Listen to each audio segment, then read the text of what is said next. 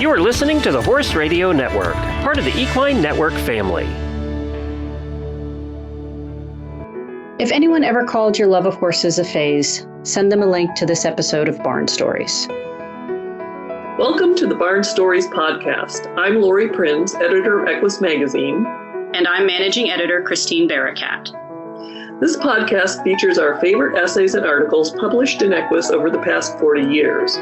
Although EQUUS is known for articles on horse care and veterinary research, our editorial mission has always been guided by the bond that exists between horses and people. And each issue has featured a real-life story that celebrates how horses enrich our lives and touch our hearts.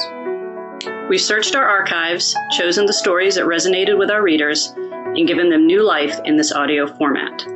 Longtime subscribers may recognize some of their favorite pieces. And if you're new to the EQUUS community, these stories will confirm that no matter what sort of saddle you sit in, a deep emotional connection to horses is something we all share. The essay in this episode is short but powerful. In it, author Eliza McGraw, a longtime contributor and friend of EQUUS, lays out the fundamental truths about what it means to really love horses. How horses aren't a phase of childhood, but a source of valuable life lessons and growth when we are young.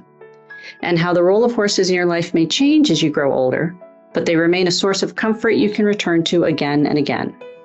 If you're listening to this podcast, she's talking about you.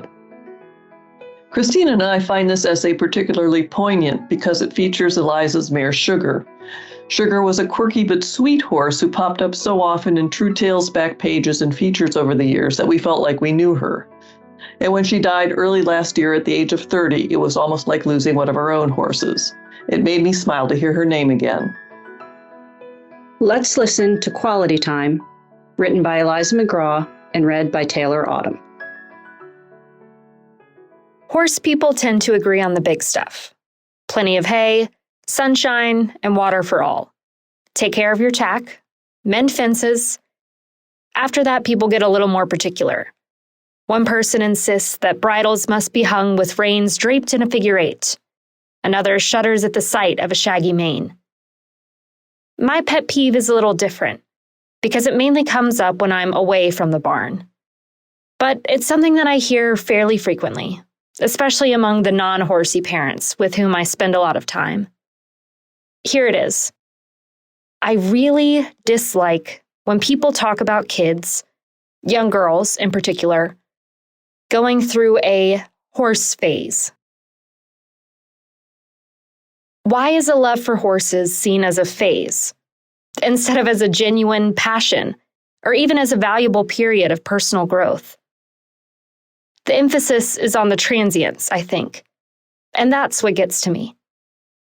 It's as if these parents believe that loving horses is an inconvenient developmental stage, and that their daughters will return to their senses eventually.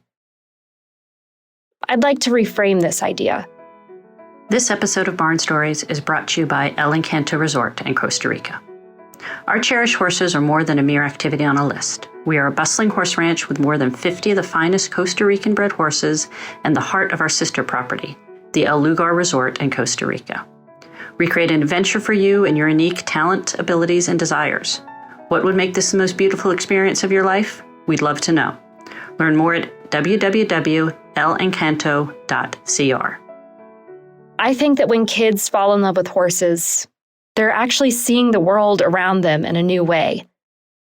Whether it's a summer spent with a friend who has a horse, or 3 years of riding lessons, these experiences with horses are important. My own 2 children never went through any phase. They take horses for granted because they've always been around them.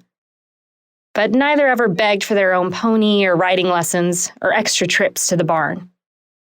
They've enjoyed our family horses, my horses, really. And they've internalized the sacrifice and joy that horses bring. They're high schoolers now. Both can ride, and they are excellent animal guardians. But I can't point to a time in either of their lives when they were particularly besotted with horses, just as I can't think of a time when I wasn't. The only way I can reconcile the idea of a horse phase is to think of it this way. Some people love horses in a cyclic way, like the phases of the moon.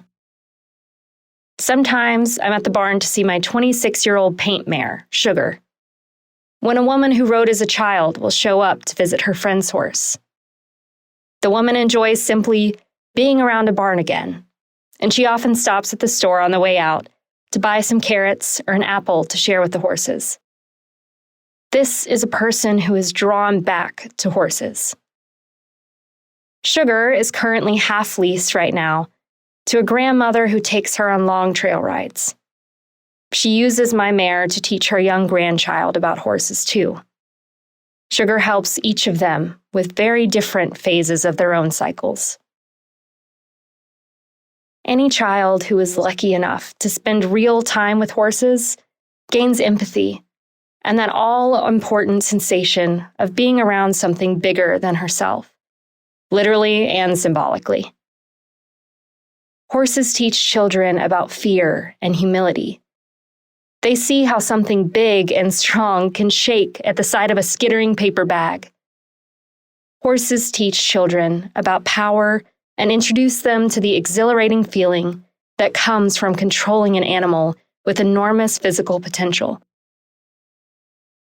And horses teach children about the beauty inherent in life's rhythms, both when they are riding and while they're doing the routines of horsekeeping.